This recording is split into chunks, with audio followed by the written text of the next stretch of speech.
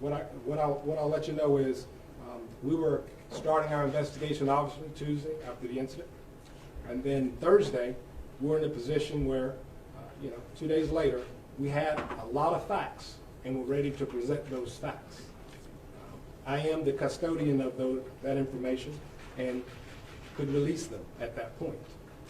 However, during the course of those 2 days, the family requested to the district attorney's office that we have an independent investigation, that being the State Bureau of Investigations. After that had been made known to me, we transitioned all files, all documents, all evidence over to them to conduct their independent investigation. As I said before, CMPD remains the functional custodian of the evidence. Therefore, I do have the authority to release. And now that it won't impact the investigation, we're going to do just that. It is also my understanding that the release at this point is appropriate, not to taint the fact-finding mission that the SBI has been conducting over the last 2 days. I believe it's in the community's best interest, obviously. I felt that way Thursday, and I definitely feel that way today. But what we're releasing are the objective facts. What we're giving you is the most complete puzzle that we can without trying the case out in public. And I committed to you, to everybody, that I would not do that. And I'm going to do that as well. I'm going to stick to it. And it's a complex case. All of them are. It's an officer-involved shooting. It's a tragic loss of life. And what I can tell you is there's no single piece of evidence that proves all the complexities involved in this investigative process relative to this case. As I said, it's a tragic incident. We as a community have some work to do. I know there's some distrust. We've been working on that diligently for quite a while now. But obviously there's more work to be done. In the spirit of transparency, you're going to get everything that we can deliver, facts, footage, and an explanation of where we stand today relative to the investigation. At this point, I'll take your questions. I'd ask that those who have any questions just go ahead and raise their hands so we can just keep them in some type of order. Sir? Chief, can you say clearly so that no one has any questions, are you planning on releasing these 2 police videos that we know? Because the governor just said that you've decided to do so. We just heard that you're releasing additional information. Indeed I have, and indeed I will. The body cam footage, body-worn camera footage, and the dash cam footage, yes. Sir? Associated Press, why are there only 2 bits of video and there were several officers on the scene? Sure. These are the specific, this is the specific footage that gives you some visual of what is transpiring. There's a lot of footage that would be showing you people traveling towards the scene, but nothing relative to the incident. And the other thing is there will be more footage that will be released once the investigation is complete, and there's been a definitive decision on the part of the prosecutor. That's when everything else can be released for viewing and consumption. Chief, you mentioned additional evidence. Anything other than the videos that you're releasing, and can you tell us anything else about? You indicated there would be more. Sure. We're releasing physical evidence. We're talking about DNA evidence. We're talking specific to a lot of the. Listen, we all know there's a lot of stuff floating out there about what has happened, what was not on scene, was it a book, is there a gun? We're releasing evidence that we believe, based on our fact-finding mission, that it will give you indisputable evidence that the facts we started with are the facts that remain today based on 2 independent investigations up until this point. Courtney Francisco, WCCB. Chief, people are asking why the detective who shot didn't have on a body camera. Can you address that again for us? Absolutely, and all of that is under review. Our tactical units don't all have body-worn cameras at this point. We have an ongoing process to outfit all of our officers so that when they're on duty or off duty working secondary employment, they will have body cams. And a part of that is all units, all functional units, and even our tactical units moving forward. We're working through that. We've tried to be intentional because it is me.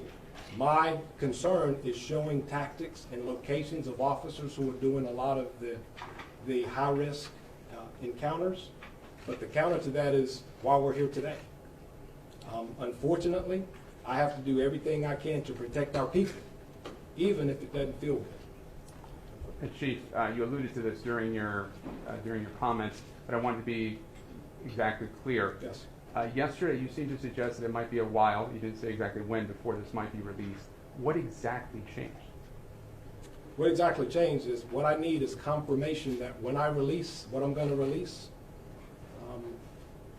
there is no adverse impact on the State Bureau of Investigation's investigation.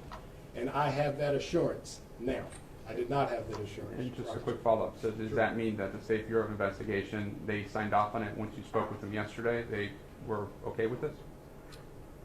I'm sorry? That they were okay with this, that they signed off on it They once you spoke have with given them? me assurance that it would not adversely impact their investigation. Even though there may be As far as signed off on, I am the custodian, and I'm going to release as soon as I can.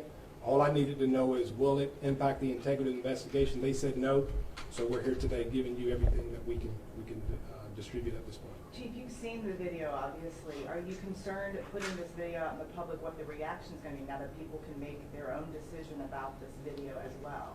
Here's what I can tell you. I stand behind the truth. People can interpret anything they want based on one piece of evidence, and I can tell you, I suspect they will based on the video footage. But what I say is you have to put all pieces together. We interviewed a lot of people. We've interviewed all of our officers involved, and the consistent themes were the facts. And that's what I stand behind. And those facts, you think your officers did the right thing? They followed protocol? What I can tell you is if laws were violated, I would be taking different action. I won't get into policy because that's another parallel investigation that's in trouble. We've seen hundreds of protesters taking to the street over the last few days. Did their protest, their message calling for the release of this video impact this decision at all? What impacted this decision is the information I've been getting from this community all along. As soon as you appropriately can, release the video. And that's what I was going to do anyway. Our policy is when we can release information that won't be detrimental to the investigation itself, we release. And what I can tell you too is, I just want to remind people is, we're 4 days after the incident. We're talking about 2 independent investigations, and they take time. I'm gonna insist we do it right, not fast. Eugen? So did this have anything to do with Keith Scott's wife's video coming out yesterday, that cell phone video? Ma'am, listen. Our practice and our protocol is to release as soon as we can to inform. What is out there, I can't control, nor am I concerned about. I'm standing behind the facts, and today, because it won't impact the second investigation that is being conducted, nor ours, I'm releasing because it's appropriate to do so. There are no other factors that influence that. There's a lot of information out there, but the only pressure I had is to make sure our people get it when I can give it to them in a way that I can maintain the integrity of what I'm charged with doing. When can we expect to see the tapes? The link to the footage, I say tapes too, but I think we've progressed a little bit. It's the footage that will be in a web link to you, and that should be coming out very, very soon, I would say within the next half hour. Chief, earlier you said transparency is in the eyes of the beholder. Is it Yes. your expectation that the release of this footage will calm the city of Charlotte? Well, I can tell you this. There's some people, regardless of what they see, and here's the thing, everybody goes back to the footage. The footage itself will not create in anyone's mind absolute certainty as to what this case represents and what the outcome should be. The footage only supports all of the other information, physical evidence, the statements from witnesses and officers, and all of the other information, scientific and physical, that create the entire picture. So the video footage is insufficient. So then, I've been very clear. Just remind us how this all began. Was this initially a case of mistaken identity? No, sir. But all of that will be laid out too. What I can say is there was a compelling reason for them to make this encounter. It was beyond a possession of a gun. It was because of criminal activity that heightened their level of awareness, and they had to change their focus from the priority of taking a wanted suspect off the street to encountering Mr. Scott. So you're saying Mr. Scott definitely did have a gun, and are any officers being charged? Officers are absolutely not being charged by me at this point, but again, there's another investigation ongoing. And yes, based on the totality of what we see, he absolutely was in possession of a handgun. Chief, when the other video was released yesterday, there was a lot of conversation about that you couldn't see the gun on the pavement. Was the gun underneath Mr. Scott? Was it underneath the foot of one of the other officers? Will we be able to see that in the video? I respect that question. I'm not trying to case here. I'm not trying to case here. You have to make your own judgments, and the process is not done, and I'm not going to try to case it. Are you going to be giving us the statements of some of the officers? No, ma'am. I'm going to give you a layout of sequentially what happened, because that, again, is presentation for if this case were to go to court. That's when all of that becomes discoverable. Now, Chief, the city attorney's office 2 days ago told us that officers were not in the process of trying to arrest or detain Mr. Scott at the time that he was shot. So what then would you say the officers were doing when they repeat interacted? that, please. The city attorney's office Thursday afternoon told us at WBTV that officers were not trying to arrest or detain Mr. Scott at the time that he was shot by police. What then were officers doing when they approached his vehicle and asked him to get out of the car? I'll have to let you see the facts, because I can tell you they were intentionally detaining Mr. Scott. That is how we got here. Well, so then why did the city attorney's office tell us otherwise? I'd have to defer that question to them. So they were trying to detain him at that time? That is the only way you can actually arrest somebody, so absolutely, sir. I don't know what their interpretation is. I can't speak for them.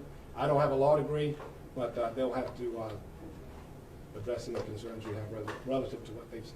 Morgan Fogarty. Chief, how much video was recorded during the incident, and how much will we see today? You will not see all that was recorded today.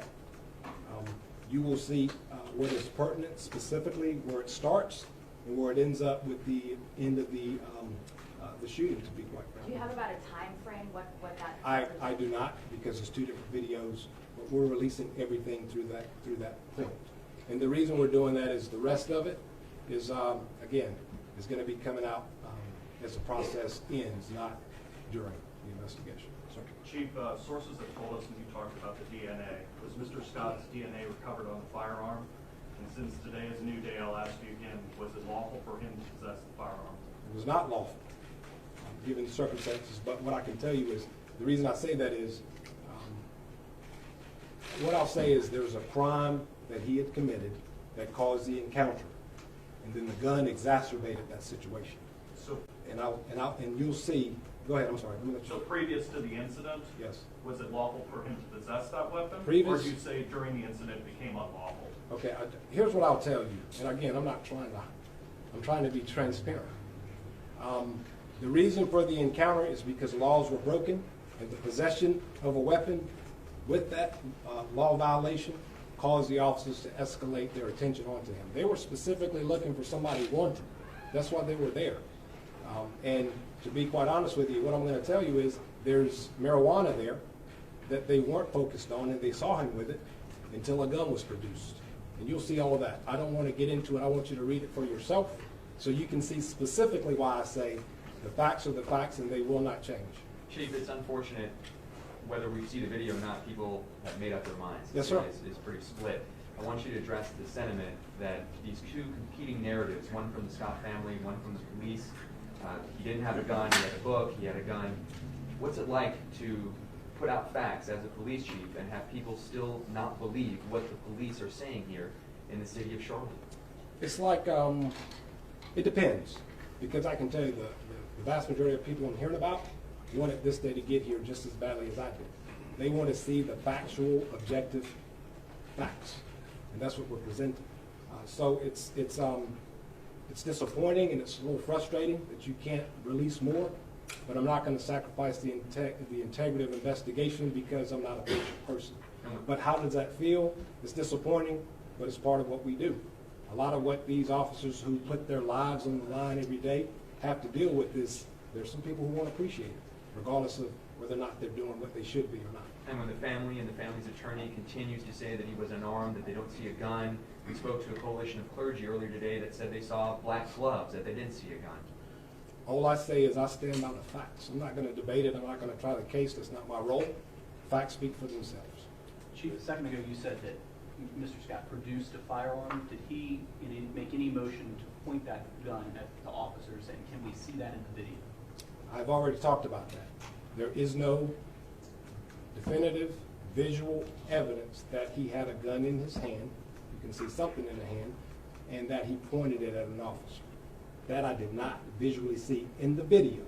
But what we do see is compelling evidence that when you put all the pieces together, support that.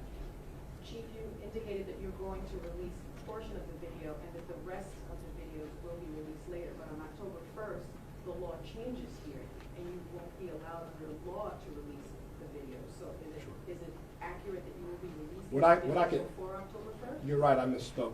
What can happen after October 1st, and I'm sure nobody in this room would do it, but they can go to court in front of a judge and request. That would be the process. But the other side is, if I want to release it, so can I. But again, right now, let's deal with where we are now. And by October 1st, I can tell you we'll be much more in a much better place to address that question than we are today. But the intent is, listen, when I'm done with the investigation and they make their determination about whether or not this rises to the level of a case that would be prosecuted, my intent is to give up everything legally that I can and be done with this process. You mentioned that you're the custodian right now Yes. of the video, even though SDI is leading the investigation. Yes. Will you remain the custodian of the video? Yes. Yes. Mark Washburn, Charlotte Observer. But as you said, the law changes as far as what I can release or not. Yes, sir. Chief, you said he shouldn't have had the weapon. Is that because he was convicted felon? Listen, I'm not going to try this case today, but there are reasons he should. There are reasons our officers have acted appropriately in seeing what he was doing, breaking the law, and having that weapon. That's what I'm saying. But are you saying he was legally prohibited from having the weapon? That's not what I'm saying, no. Sir. Chief, thanks for that, WREZ, other process calling.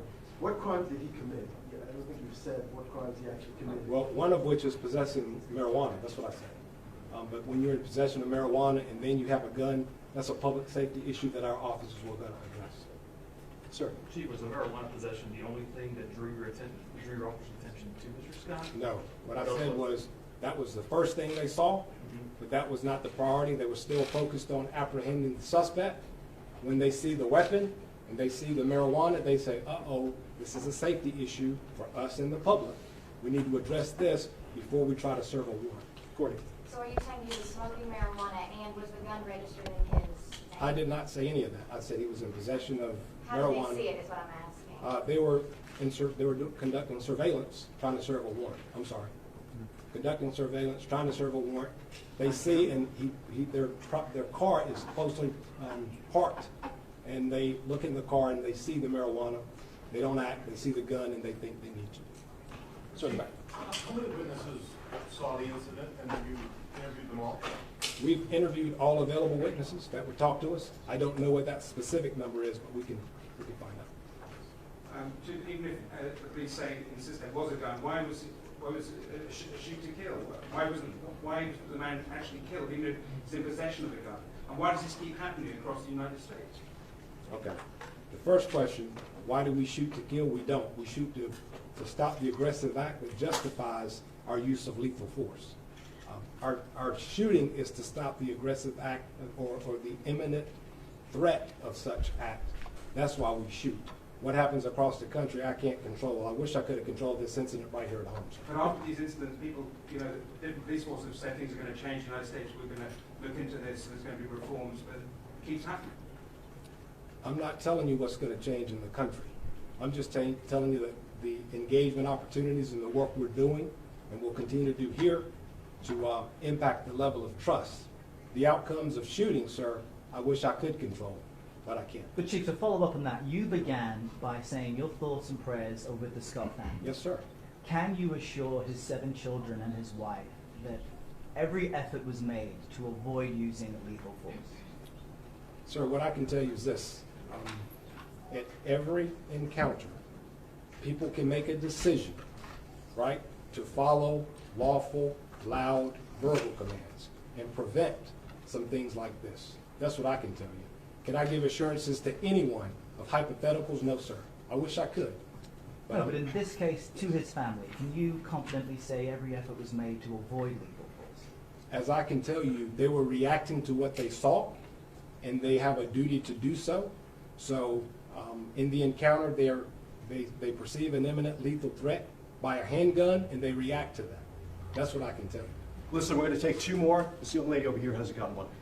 Chief, when officers go to apprehend a suspect, is it protocol to search surrounding vehicles and question people around them? Is that protocol?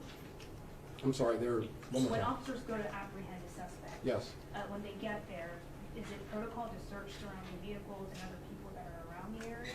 Context is going to matter. In this particular case, as I said, they see somebody who has marijuana. They say that's not a priority for the suspect thereafter. Then they see the handgun, so they focus their attention on Mr. Scott at that point. Chief, hypotheticals and broad scenarios are going to be hard to really capture in one answer. Chief Joe from the Charlotte Observer. So where did they see the handgun, and how many officers fired shots at him? They saw the handgun initially when he was in the vehicle, and we know of only one officer that fired at this point. And again, those are details that some of which are still ongoing. Guys, we appreciate you. We're going to get him back to work. Just want to take care of some housekeeping. Reference to the video, accompanying that video, there are going to be a number of images that are going to be released. We have public affairs officers here on site that'll work with you all. For those of you who we don't have in our media distribution list, we're going to go ahead and get those emails out. The videos will come in a video link format that you'll get to all of our locals and any network affiliates who feel like they're not part of our media distribution list. Please see me and or some of our public affairs people here. Thank you, guys. We appreciate it. Yes, sir.